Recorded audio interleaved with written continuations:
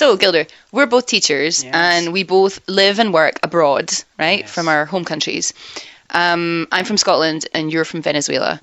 So, I'm sure we both have to deal with homesickness because we're so far from our home. How do you deal with homesickness? Oh, it's very difficult because, as you said, I'm so far from my country. Yeah. And like special seasons like Christmas or during the Holy Week is something that we celebrate a lot. I feel really homesick, especially because of the food. We have particular food and also meeting with your friends, hanging out with them, going to the beach. So all those things that I don't have here is it really makes me feel homesick. But one thing I do is I always try to go for things in the country where I'm living. So what do the locals do? Is there any interesting? And it's a sort of like an adventure because you're doing something new, so you're kind of replacing something that you're used to do by something new. So in a way, it's nice dealing with homesickness. Yeah. What about you? Well, that's kind of what I was going to say. You said replacing. I was going to say just distract yourself with other activities. Obviously, we've met new people living here, and I've made some new and wonderful friends. And it's not the same as your life back home, but it's a good distraction, I think. You mentioned activities, so yeah, just exploring the new culture that we're in, and if feeling homesickness. In regards to food, there's a lot of delicious food here in Japan, delicious food, so we can distract our needs, I guess. Yeah, that's one of the good things of being in Japan is the fact that you get to know people from all over the world and try so many different things. Yeah. So yeah, it's a distraction. It's a good distraction. Yeah. Okay. One strategy I have as well for homesickness is whenever someone comes to visit, which is very rare, but it does happen, I send them a list of things that they can fill their suitcase with to bring over for me. Foods from home, and just tea bags from the local supermarket, and some cosmetics or toiletries that I cannot buy here, particular brands that I like. And it's little things like that help me, I think, deal with not having them. Basically having them, that helps me deal with not having them. I also do that sometimes. Like my family, they try to visit me once a year, so their suitcase packed of stuff from Venezuela, which is very important for me. And also I try to find those supermarkets from South America, like Brazilian supermarkets. Right, yeah. Or sometimes the Filipino supermarkets, they have stuff that we have in Venezuela. Yes. So yeah, it's very nice. I actually used to live up in a different part of Japan where there was quite a large Brazilian population, and there were many, like a Brazilian convenience store. Yes. Wonderful bread. The meat was good too. Yeah, lots of really good products. So I guess a shop like that would help you in particular. Yes, I guess Brazilians, they don't have the same issue that we have with homesickness because they can get a lot of stuff from Brazil here in Japan. True. Yeah. Well, of course, there are international stores around. I'm lucky enough to, even in a small city like this, I have an international store that's reasonably close. So there are a few products that I feel happy about, I guess. Maybe I wouldn't even buy them at home, but when I see them in the shop here, I feel like, I can't get other things, so I'm going to buy these biscuits. Likewise, something you can read. That's true. Just peel the language sticker off the top and read the English below. Yeah, there are different ways to cope with it, I think. Yes.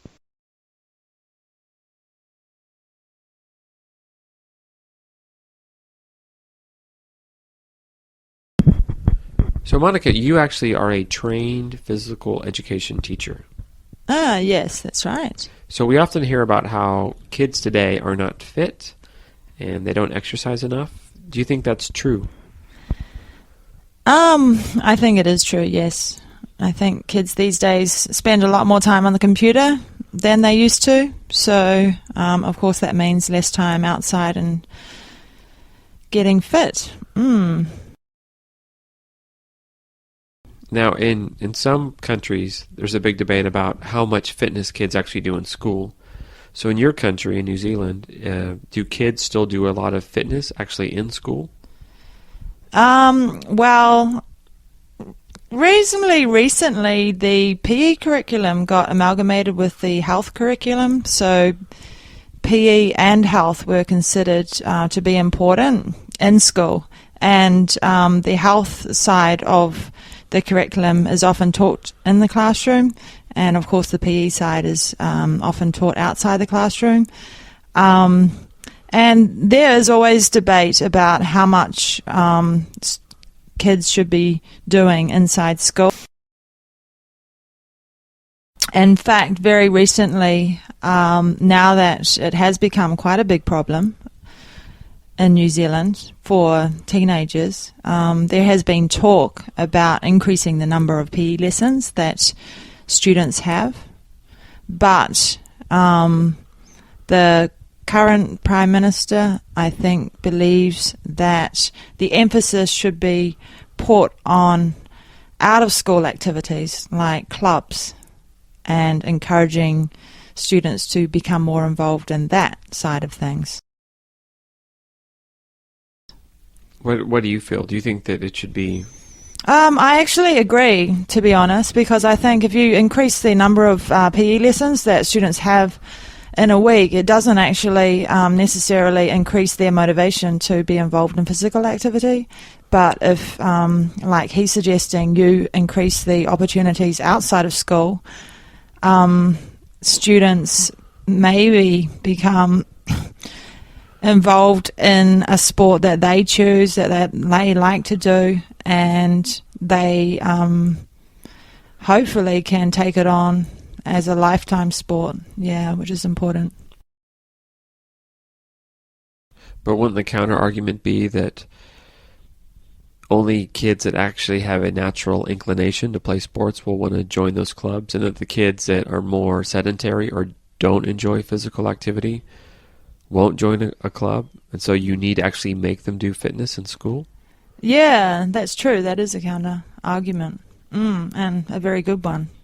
So I guess to argue on some other occasion.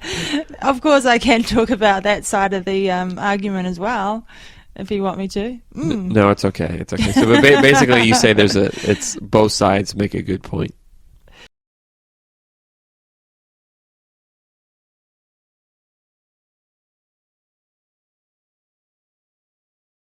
Okay, Monica, we're going to debate winning in sports, especially for young people. So do you think that winning should be stressed with sports with, let's say, high school athletes? Well, it depends on the situation and what they're training for. But generally, I think that winning is overemphasized in sport. I think that participation is more important.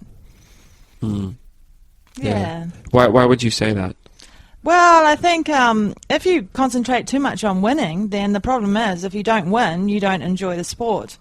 So the emphasis is shifted from enjoyment to basically results. So I think it can be quite damaging. Right. Oh, I kind of agree with what you're saying. And actually, I played high school sports, and I was never very good. And I always wish I participated more than I did. But I actually think that the focus on winning in some ways is quite important, and that it does serve a good purpose to have a focus on winning rather than on participation. I think the main reason is because when you focus on winning, that drives everybody to be better. So if you want to win, if you want to be on the team, etc., you have to force yourself to be better, and it's the carrot on the end of the stick, and it makes people train harder, work harder. It sets a goal for them, and it kind of prepares them for life. That sometimes you fail, and sometimes you don't get what you want, And so that's why sports and the whole focus on winning is good, because it's exactly how life is in the real world. I would tend to argue the other way and say that actually sport doesn't reflect life in terms of winning and losing. I mean, let's take a work situation. It's not about winning or losing. It's about cooperating with people that you work with. And so if you have had an upbringing where you've been in a sports team that has been overly competitive, you could transfer that competitiveness into a workplace, and it can be counterproductive because it may mean that you're just not very good at being a team player in a work environment. That's actually a really good point. But you could also argue that actually, even a work environment is like sport, and that you have teamwork and you have to work together. And if you don't work together in a very productive way, maybe you'll be out of a job or your company won't be productive. So you need to have that instinct to continually drive to be better than other people. And it sounds really brutal, but I think that's just how business works. Well, you're talking about work being business, but I mean, I'm a teacher, and it brings me to quite an interesting discussion that's taking place now in teaching, which is two different kind of political views, really, in terms of teachers, because people want high standards in terms of their teachers, and one idea is to rate teachers in comparison to other teachers and basically give the top teachers incentives so that they get paid more than teachers who aren't as good as them. But the counter argument to that is that it creates a really hostile environment in the workplace, and in a school where you really need teachers to work together, I'm not sure that that's the best way to go. Yeah, well, that's another debate for another day. But, is that a cop-out or what?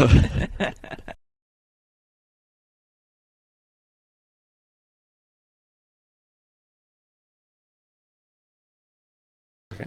So, Clan, you're from Trinidad and Tobago, and you were saying that your country has a very diverse multicultural mix. Yes. Can you talk about that? Oh, sure. Trinidad and Tobago mostly were made up of people from African descent, who came as slaves, and Indians who came from India mostly. I think we also may have some from parts of Bangladesh, Pakistan, and Sri Lanka. But they came as indentured laborers closer to when slavery was being abolished. And these two groups actually make up the two largest ethnic groups in Trinidad. However, there's a lot of mixing. It's very difficult to find someone in Trinidad and Tobago who is extremely purely of one ethnic group, because everyone is sort of mixed.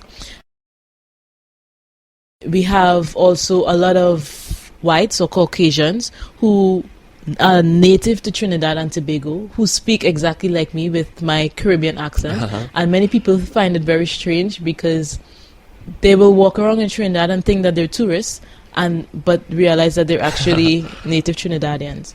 And many also come from Europe to settle in Trinidad after retirement and have their families here. So this is how they came to stay here.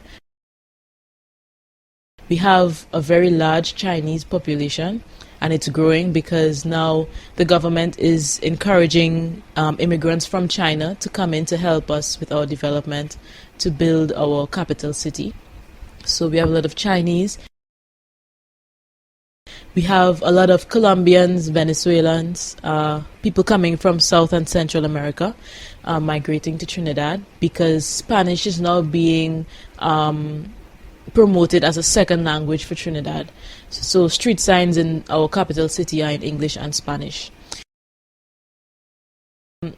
So with all of this mixing of different people, it's very, as I said, very difficult to find one person who is of just one ethnic group. And it's reflected in our food, it's reflected in the kind of music we listen to, sometimes in the way we dress. For me, for example, I'm mostly of African descent, but my dad is mixed with people from South American ethnicity and Chinese. So, as I said, although I am mostly African, everybody still has a little bit of something in them.